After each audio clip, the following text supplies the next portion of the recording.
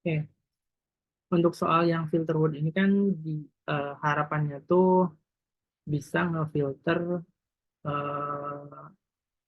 array yang mana di dalamnya tuh indeksnya tuh kalau misalkan dia indeks arraynya tuh stringnya kurang dari 3 itu nggak akan ditampung, akan difilter, akan dihilangin. Nah, kalau misalkan dia lebih dari 3, ini kan more than 3 karakter kan. Kalau misalkan dia dari 3 karakter itu akan ditampung di array yang baru.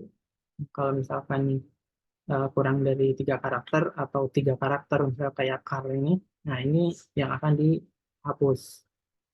Kurang lebih logiknya kayak gitu eh, untuk soal yang ini.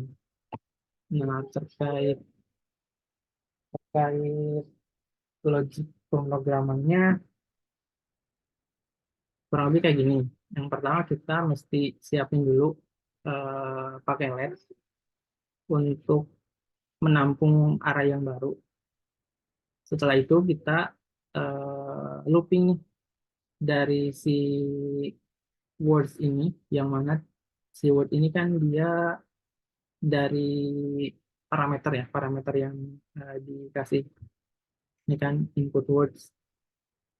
Nah, dia akan ngelooping sebanyak array yang di parameter itu.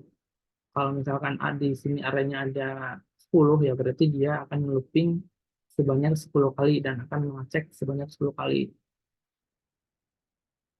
Nah, setelah di looping, dia akan mengecek nih pakai kondisi if satu-satu per indeks arraynya. Kalau misalkan dia itu lebih dari 3, kan ini dihitung nah, bisa pakai dot length untuk menghitung jumlah karakter masing-masing stringnya. Kalau misalkan lebih dari 3, dia akan dimasukin ke filter word untuk array baru. Nah, kalau misalkan dia nggak masuk ke kondisi ini, ya itu nggak akan diapa-apain. Dia akan langsung melooping lagi ke sini. Jadi sampai arraynya habis, baru di return ke filter word-nya. Ini untuk logic yang ya pada umumnya. Tapi ada juga sih harusnya yang pakai fungsi dari bawaan JavaScript-nya. Itu lebih mudah lagi. Kalau nggak salah di sini kemarin ada yang pakai ini ya, pakai filter. Itu juga boleh sebenarnya. Karena di sini nggak ada apa namanya, nggak ada persyaratan harus pakai logic yang kayak gini atau bisa pakai fungsi. Yang penting kan dari sisi outputnya itu sesuai dengan apa yang diharapkan. Nah, yang diharapkan kan di sini outputnya seperti ini. Nah, itu harusnya nggak masalah sih.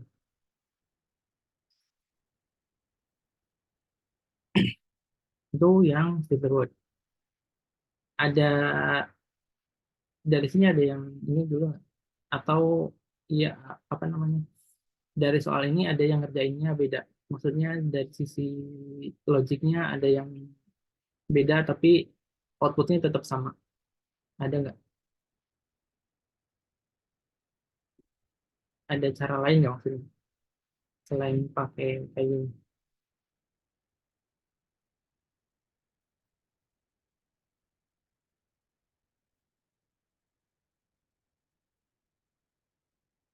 Apa itu adalah cara satu-satunya?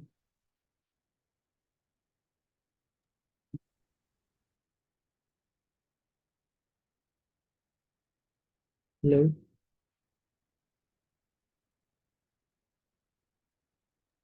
Oh, enggak sih Kak, tapi lagi mikirin solusinya selanjutnya.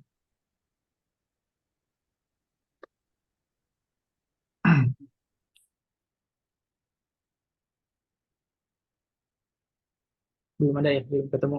Oke, kalau gitu kita lanjut aja. Untuk yang sum classifier, ini kan outputnya hanya mengecek kalau misalkan inputan array number ini Kalau misalkan dijumlahin lebih dari 10, dia akan outputnya large sum. Kalau misalkan dari si jumlah arraynya itu dia sama dengan 10, berarti equals. Kalau misalkan kurang dari 10, outputnya small kan. Nah, ini sebenarnya ada dua pengecekan. Contohnya kayak gini. Jadi yang pertama, eh, yang pasti harus nampung dulu apa namanya untuk jumlah dari keseluruhan array numbernya. Habis itu kita mesti ngelooping nih si array itu, karena kan kita butuh total dari array number itu berapa. Nah, kita harus pakai perulangan untuk ngeceknya. Jadi kita ulang sebanyak jumlah dari si arraynya. Jadi pakai numbers.length. Nah, ini kan kurang dari kan, kurang dari numbers.length, kurang dari si eh, panjang arraynya. Habis itu dia dijumlahin. Nah, kenapa sih pakai simbol kayak gini? Kenapa enggak kayak gini? Misal sum sama dengan sum ditambah numbers.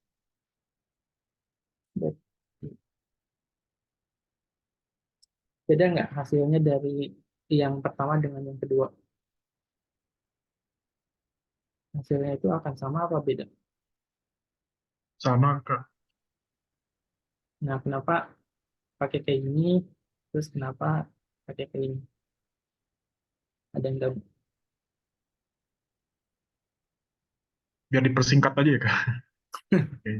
Ya, betul. Sebenarnya eh, kita kan lebih nyari kode yang emang lebih best practice dan mudah dibaca gitu. Nah, kalau kayak gini sebenarnya bisa juga, cuma ya lebih panjang aja dan eh, ya mungkin lebih apa namanya logiknya lebih inilah panjang ditulisnya gitu. Kalau misalkan kayak gini kan ini udah lebih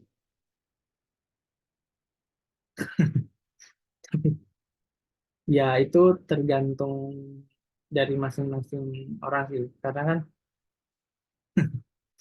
ya lebih paham sih ya, jadi lebih lebih detail dan lebih jelas mungkin bisa kayak gini. Cuma untuk lebih efisien sih ya pakai yang kayak gini ini karena dia maksudnya itu eh, apa namanya si sum ini ditambahin si number ini itu berlaku untuk perulangan. Tapi kalau misalkan untuk satu kali untuk nggak ada perulangan itu cukup pakai kayak gini doang sih udah cukup. Ini lebih diperuntukkan jika di dalam perulangan. Tapi kalau misalkan nggak di dalam perulangan itu nggak perlu sih. Nah, terus kalau misalkan udah dapet si sumnya, baru kita cek nih kondisi dari yang diminta di sini. Nah, yang diminta di sini kan ada tiga kondisi kan. Nah, large, large, equals, atau small. Nah, yang perlu diperhatiin lagi itu outputnya, output dari si stringnya. Kemarin kan ada yang sempat tergendala tuh, logiknya udah benar, terus outputnya udah juga sama, tapi dia pakai huruf kecil semua, sedangkan yang diminta di sini itu huruf awalnya itu huruf gede. Nah, itu yang mesti jadi perhatian lagi sih. Karena yang diminta di sini eh, outputnya stringnya seperti ini. Jadi nanti di di codingannya juga di kondisinya itu harus ngeakomodir output yang sesuai dengan yang diminta. Kalau misalkan nggak sesuai atau di sini nulis huruf gede semua, nah itu nggak akan ketemu. Maksudnya pasti akan tetap error gitu karena output yang diminta itu nggak sesuai. Jadi lebih ke sensitif ya, seperti itu. Itu untuk yang sum classifier. Jadi di sini lebih merhatiin terkait outputnya itu case sensitif kayak gitu. Terus sum of event. Nah, ini kan lebih ke apa namanya? Ada sebuah array yang mana array itu akan dijumlahkan, tapi yang dijumlahkannya itu hanya bilangan genapnya aja. Kalau yang bilangan ganjil itu nggak akan dijumlahin. Nah, ekspektasinya tuh kayak gini. Kalau misalkan kita input 1, 2, 3, 4, 5, 6, itu outputnya hanya 12. Yang mana 12 itu dari 2, 4, dan 6. Karena yang bilangan genapnya itu hanya 2, 4, dan 6 dari array number yang ada di sini. Kayak gitu. Nah, jadi untuk algoritmanya itu, kita yang pertama mesti siapin dulu penampung ininya, penampung untuk jumlahnya. Habis itu kita looping untuk si number of array-nya, karena untuk dijumlahin kan. Nah, setelah di looping, kan di sini ada kondisi untuk ngecek nih, yang dijumlahin itu hanya bilangan genapnya aja. Nah, berarti kan kita perlu yang namanya buat kondisi. Nah,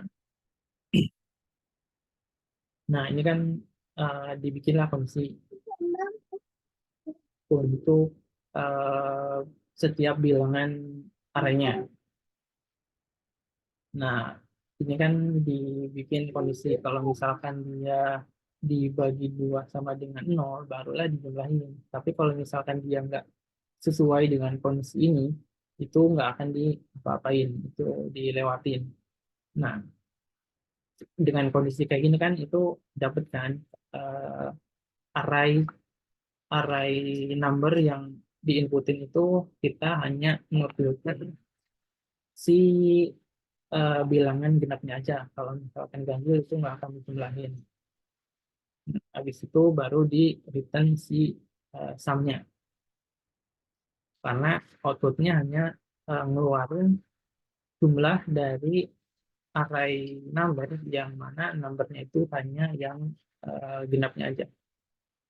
Kayak gitu. Ini untuk yang sum of even.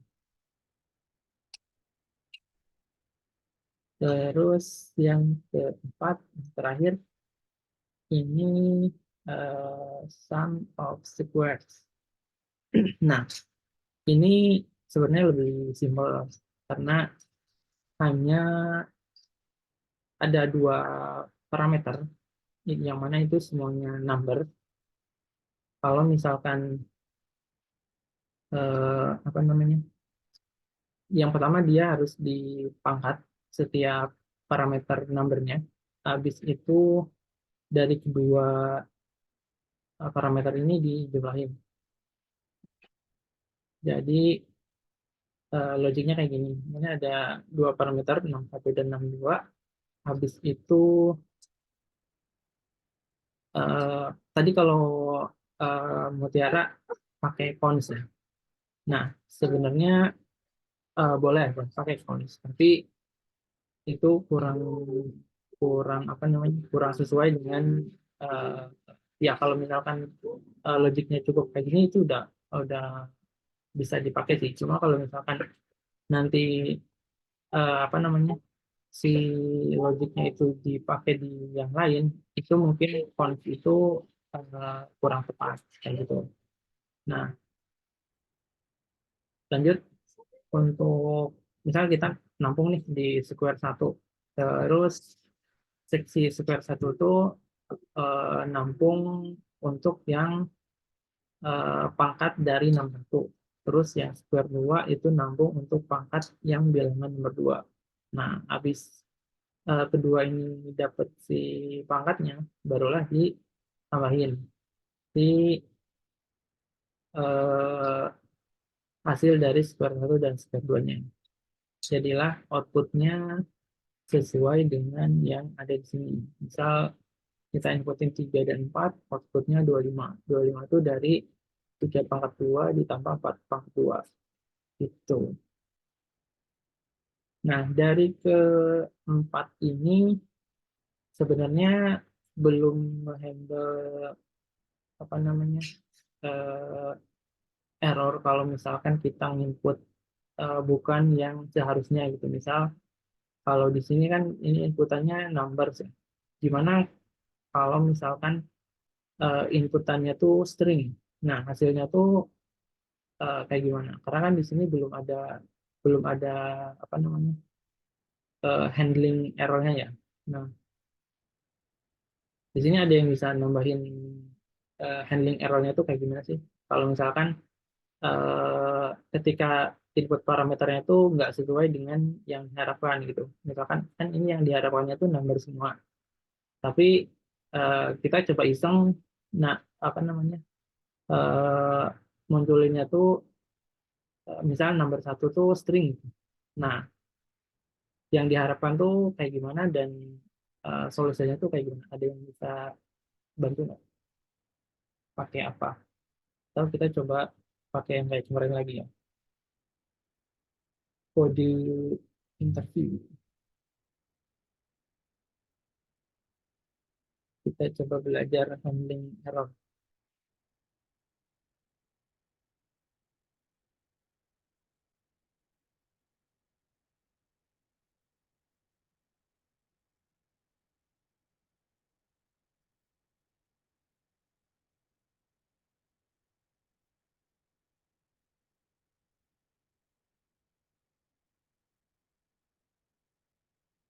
Ini pakai JavaScript.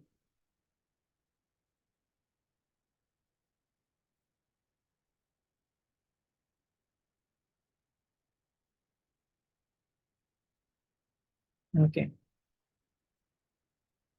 ini terus terus kita ambil yang tadi.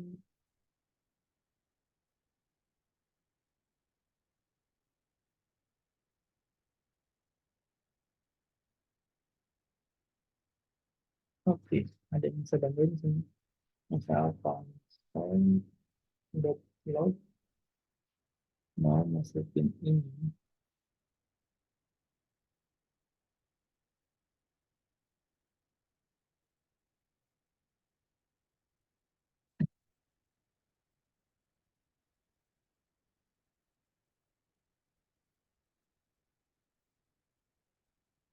Oke, yang bisa aja nggak apa-apa.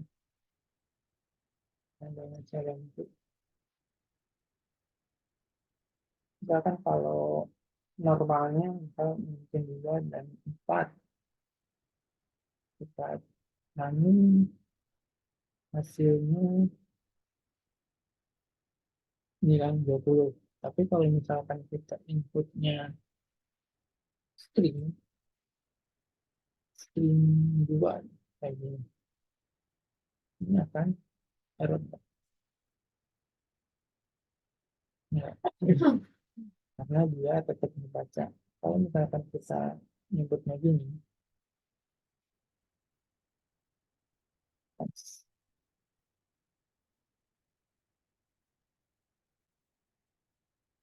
nah dia akan returnnya none karena nggak diketahui. Nah, gimana sih caranya biar ngasih tahu nih kalau misalkan inputannya itu string, itu akan eh, dikasih tahu, oh itu inputannya salah gitu.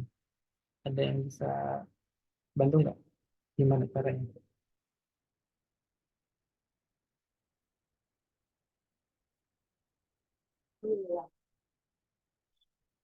Ada siapa yang bisa kayak soal yang homework yang tadi dijelasin siapa? Jonathan ya? Nah, kurang lebih kayak gitu sih handling errornya. Ada yang saya coba bantu di sini. Pakai try catch ya, Kak? Pakai tracket bisa Oh iya. Hmm. atau mau coba per masing-masing 61 sama 62-nya itu dicek kondisinya, cek cek eh, apa namanya, dia number atau bukan, itu juga bisa. Kan kalau untuk ngecek dia itu number atau bukan pakai apa kemarin tuh? Type of gitu. Ya, Cek type of. betul. Bisa pakai type of dulu. Kalau misalkan ini tuh number atau bukan, gitu. Itu juga bisa.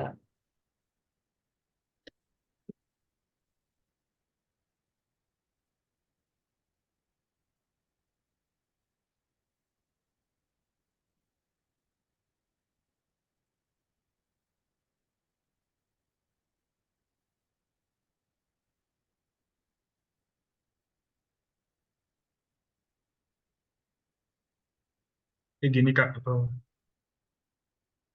gimana? Hmm, itu bisa kayak gitu. Tapi perlu, Atau oh iya, atau oh, ya lanjutin aja coba. Ya,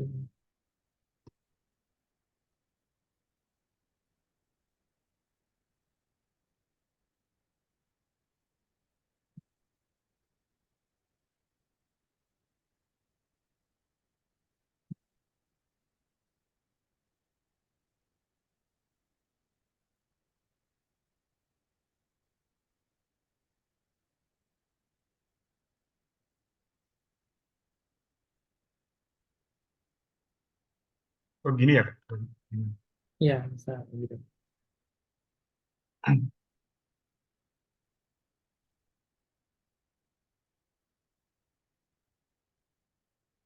Tapi sebenarnya gampang kan pakai try catch sih ya Kak. Ya bisa Soalnya pakai langsung tracker. langsung ada errornya. Ini kalau dijalanin hasilnya, nah itu kan udah sesuai. Jadi dia akan nge-return yang kondisi yang pertama dulu karena ini udah apa namanya, ketika dicek di sini dia langsung return ke sini. Habis return itu kan nggak langsung ngejalanin yang di kode yang di bawahnya kan. Nah itu kurang lebih kayak gini, tapi pakai bracket juga bisa sih harusnya. Seperti itu untuk eh, error handling. Harusnya untuk di soal-soal yang lainnya itu juga bisa sih. Untuk soal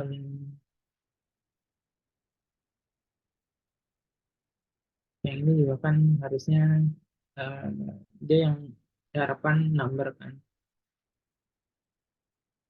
Nah, paling coba diperdalam lagi terkait logik logiknya. Misal karena untuk error handling juga itu cukup penting sih untuk meminimalisir terjadinya bugs di kedepannya. Karena kalau misalkan kita nggak handle itu, ya itu itu nggak, kalau misalkan pakai negatif case, misalkan yang tadi pakai, kita harusnya inputannya number semua, tapi yang diinputin string gitu. Nah itu kan negatif case yang perlu kita eh, apa namanya, yang perlu kita kondisiin. Kalau misalkan case-nya negatif ya berarti kita harus handle case-case yang kayak gitu. Kalau misalkan nggak dihandle ya itu kan terjadi misal kayak gini, nggak ketahuan nih nantu ya, nggak ke identifikasi kalau returnnya itu apa gitu. Seperti itu sih kurang lebih. Harusnya bisa diimplement ke soal-soal yang lainnya sih, kurang lebih sama untuk error handling kayak gitu.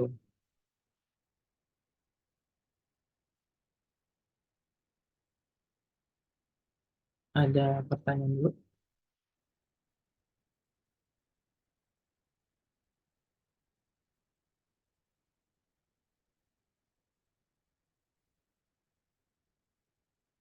terkait logik pemrograman JavaScript-nya gitu. Untuk minggu depan kita akan lebih advance lagi. Itu kita akan lebih pakai Node.js, terus pakai modular juga yang lebih advance dari yang minggu ini sih harusnya. Jadi bisa di prepare aja.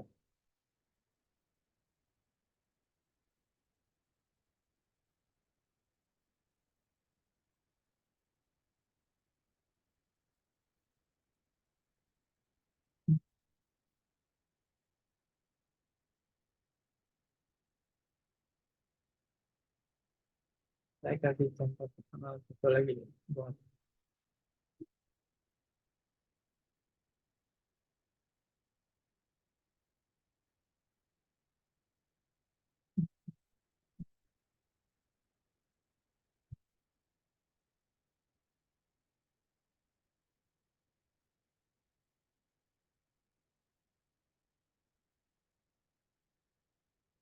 ada soal contoh kayak gini. Misal, ini saya hapus ya.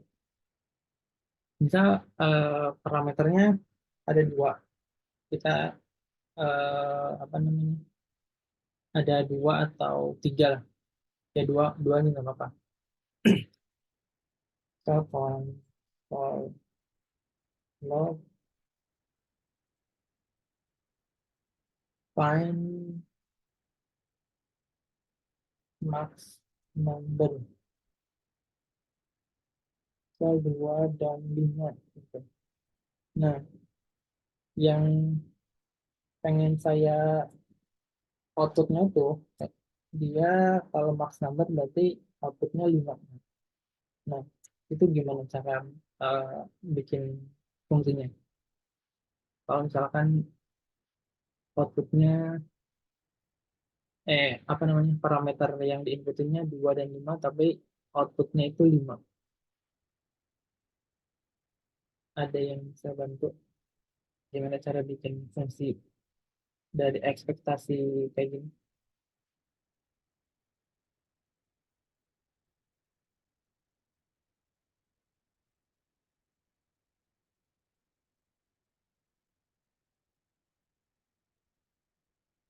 Ada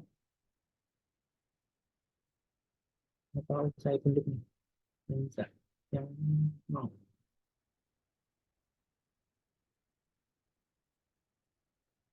saya tunjuk atau habis sebentar.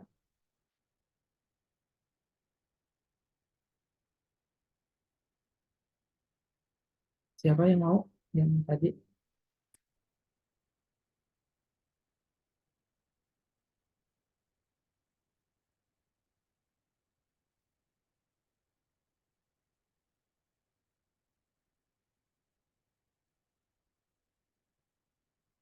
ini gambarnya dicek ya. Dicek.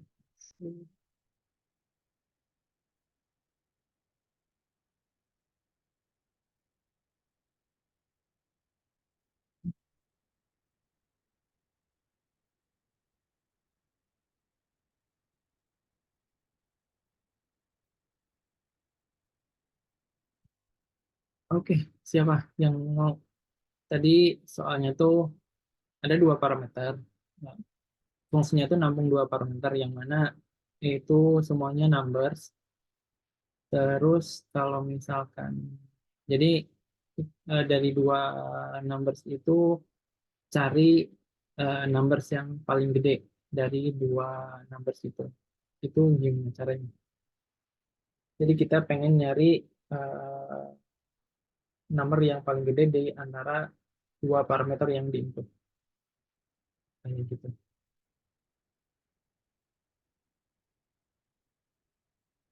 Ada yang bisa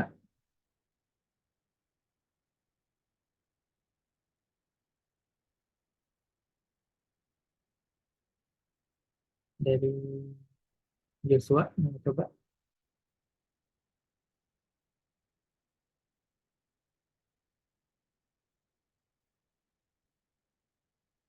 dulu.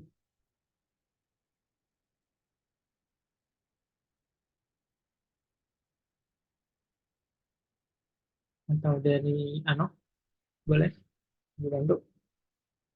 Oh, Gerard boleh. Silakan langsung aja ditulis fungsinya.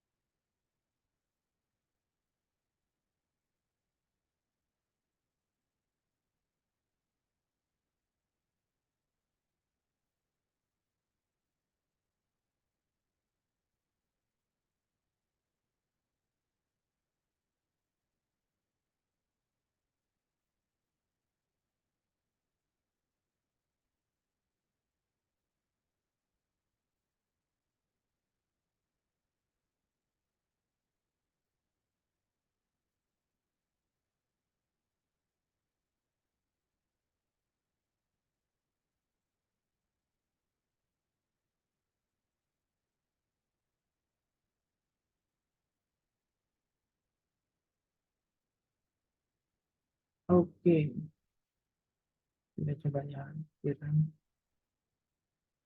Ya, betul. Bisa sekalian jelasin nggak ini kenapa number satu lebih number dua, terus ada tanda tanya, satu, terus ada titik dua, nomor dua. Ini kenapa sih ditulis kayak gini? Bisa dijelasin sekalian? Enggak, oke. Eh, jadi kan kita mau cari yang number yang dari dua itu yang lebih gede kan, Kak? Mm-mm. Nah, itu eh, kita cek pertama return number satu lebih gede dari number dua. Nah, terus yang apa? Yang tanda tanya itu compare number satu atau number dua itu. Nah, nanti kalau misalnya true itu basically true or false. Jadi kalau misalnya yang lebih gede yang mana itu yang bakal keluar gitu sih kurang lebih. Oke, ini udah betul ya. Jadi ini ada kondisi nih. Jadi sebenarnya ini lebih mempersingkat sih, mempersingkat kode juga dengan cara penulisan kayak gini. Jadi yang pertama kita ngebandingin nih antara nomor satu dan nomor dua. Kalau misalkan nomor satu itu lebih besar dari nomor dua, maka ini kondisinya nih tanda tanya ini untuk apa namanya nge-return si hasilnya.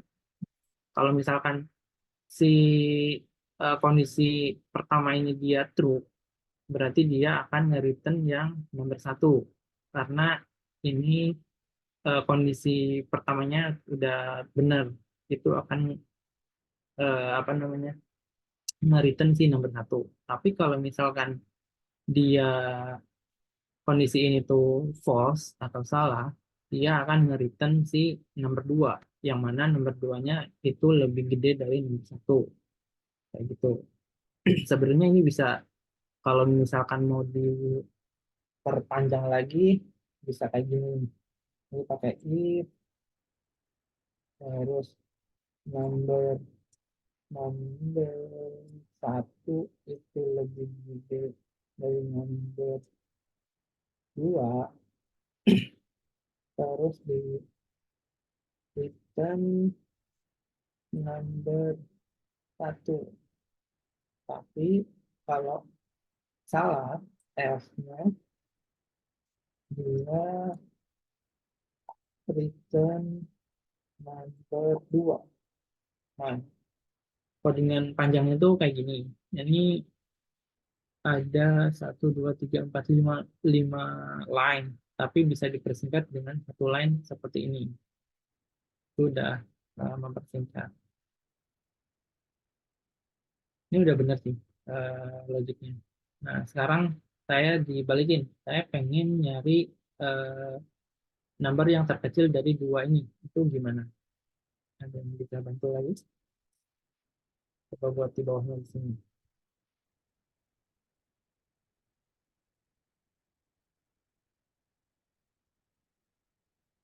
Kalau misalkan pengen nyari yang terkecilnya. Siapa nih yang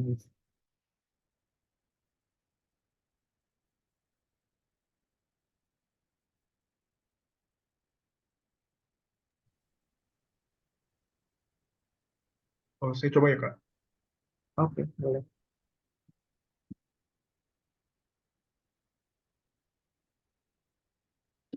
Ini ya, Kak. Kalau min. Bisa. Oh, atau enggak ya. Sambil.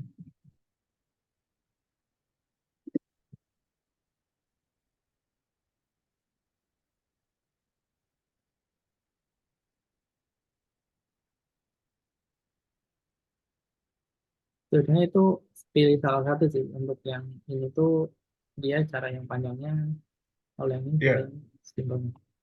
Oh, iya. Jadi pilih salah satu aja.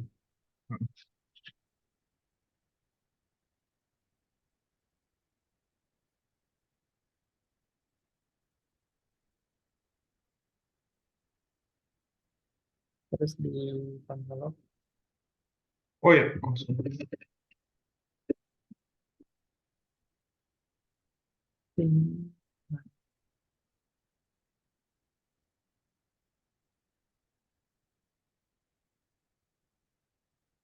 yep, betul. Nah, jadi tinggal diubah aja kondisi di sininya. Kalau misalkan dia nomor satu kurang dari nomor dua, ya berarti yang di return di nomor satu. Tapi kalau misalkan kondisi ini salah, otomatis dia akan memberikan si nomor dua. Nah, pakai kayak gini itu lebih bagus karena untuk lebih ngedetailin kan. Ini eh, string modifikasi ya lebih dilatih lagi aja terkait yang kayak gini. Kalau misalkan, nah ini kan untuk lebih ngedetailin jawabannya bisa dipakai tambahan string kayak gini. Seperti itu. Terus saya ada contoh pertanyaan kayak gini. Let apa ya, 61 sama dengan satu ditambah 2 ditambah 4 tambah 4.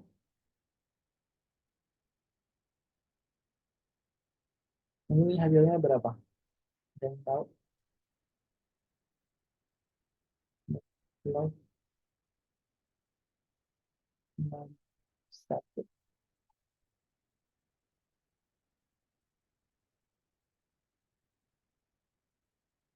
Ada yang tahu ini hasilnya berapa? Penjelasan dari ini.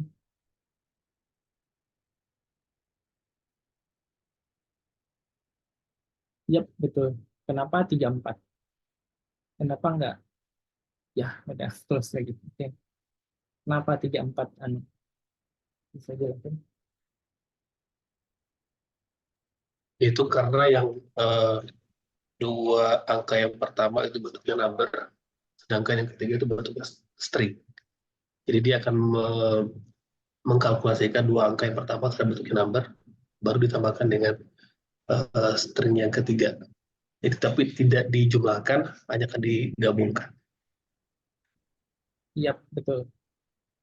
Ya, jadi sorry, sorry.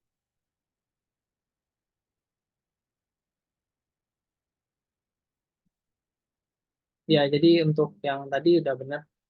Ketika ada number sama string untuk penjumlahan, itu string itu nggak akan dijumlahin sesuai matematikanya, tapi dia hanya apa namanya ngegabungin antara number dan stringnya. Jadi kalau misalkan tadi satu number ditambah dua number ditambah empat string, itu returnnya akan 34 karena yang satu dan dua itu number itu akan ditambahin. Jadi ada jadi hasilnya 3 dan 3 ditambah string 4 itu nggak akan jadi 7, itu akan jadi 34 kayak gitu. Nah, itu udah Udah benar. Jadi lebih diperhatiin lagi untuk penggunaan string, penggunaan number, terus kombinasi dari string dan number itu mesti di eh, coba-coba lagi sih untuk lebih terbiasa kayak gitu. Dari saya itu aja sih, karena udah jam 3 juga. Ada pertanyaan dulu?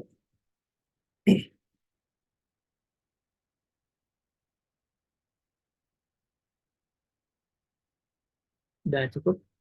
Kalau udah, ketik tanggal hari ini untuk memastikan kalau tidak ada pertanyaan lagi.